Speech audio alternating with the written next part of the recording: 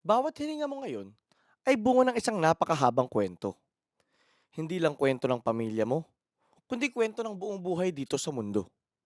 Mula sa isang simpleng cell, naging halaman, isda, reptile, mammal, primate, hanggang sa taong nagtatayo ng syudad at lumilikha ng sining.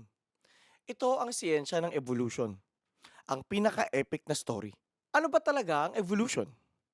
Ang evolution ay ang pagbabago ng genetic traits ng isang populasyon sa paglipas ng panahon. Hindi ibig sabihin na magbabago ang isang individual, kundi ang populasyon mismo. May apat na pangunahing mekanismo ang evolusyon. Una, natural selection. Ang mas adapted, mas may chance na mabuhay at dumami. Pangalawa, mutation. Ang mga pagbabago ng DNA na nagdadagdag ng bagong traits. Number 3, gene flow. Paghalo ng genes ng magkakaibang populasyon. Pang-apat, genetic drift. Random events na nagbabago sa gene frequency sa isang lugar na hindi driven ng natural selection. Hindi ito teorya na hula lang. Ito ay lehitimong scientific theory. Ibig sabihin, isang consistent, evidence-based, at repeatedly tested explanation ng biological change. Microevolution. Maliit pero malaking epekto. Ang microevolution ay nangyayari sa loob lang ng ilang henerasyon. Ito ang dahilan kung bakit nagiging resistant ang bakterya sa antibiotics, nag-iiba ang kulay ng ibon depende sa kanyang kapaligiran, nagkakaroon ng variations tulad ng height, skin tone, at disease resistance. Sa Pilipinas, ang ilang AITA at AGTA groups ay may Denisovan DNA na may kinalaman sa mas mataas na tolerance sa high altitude.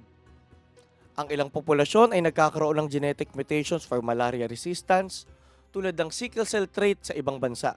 Ang mga badyaw ay nagkaroon ng mas malalaking spleen kaya sila nakakatagal sa ilalim ng tubig.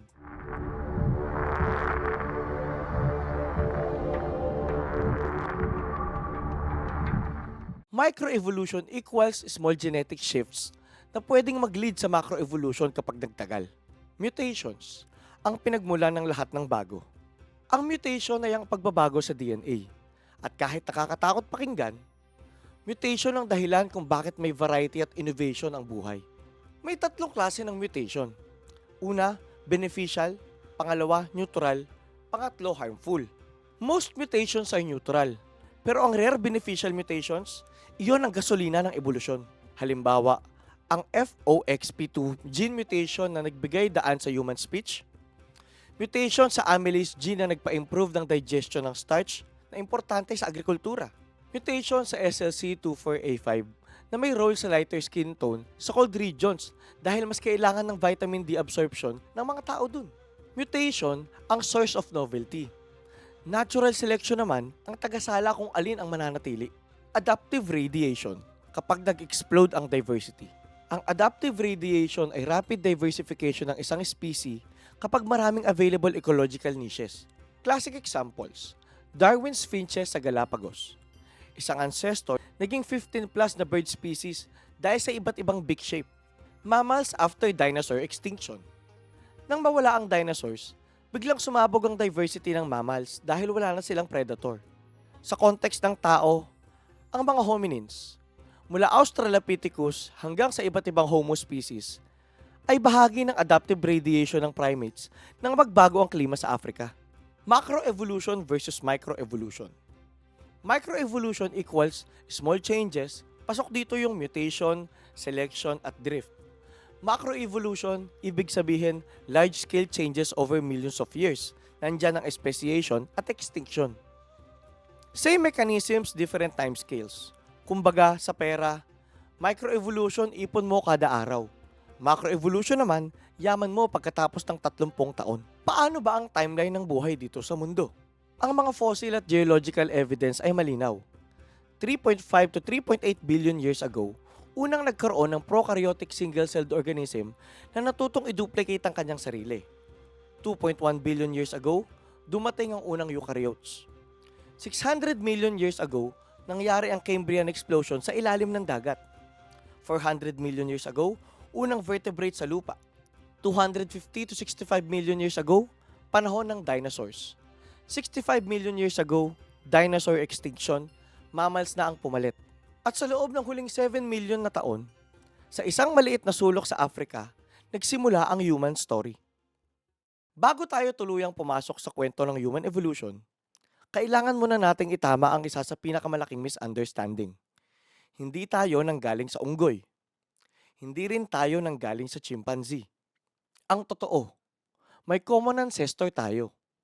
6 to 7 million years ago, may isang species ng primate na hindi unggoy at hindi rin tao. Isang proto-hominid na kalaunan ay naghiwalay ng linya. Isang branch, naging chimpanzee o genus Pan. Isang branch, naging hominins. Australopithecus, Homo lineage, modern humans. Ibig sabihin, pinsan natin ang mga chimpanzee. Hindi natin sila descendants o lolo. Pero kapareho natin ang 98.9% ng DNA nila.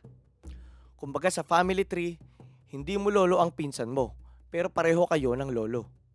Ganito rin ang relasyon natin sa ibang primates, katulad ng gorillas, orangutans, Old World monkeys at New World monkeys. Pare-pareho tayong may mas sinaunang ninuno, pero bawat grupo ay nag-evolve sa sarili nilang landas.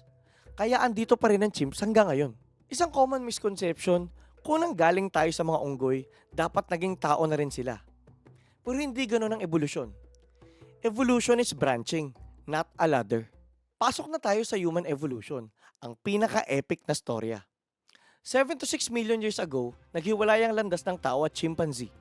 4.2 million years ago, dumating ang unang Australopithecus na si Lucy, isang Australopithecus afarensis. Ang unang ancestor natin na nakakapaglakad ng tuwid. Ano ang advantages ng bipedalism?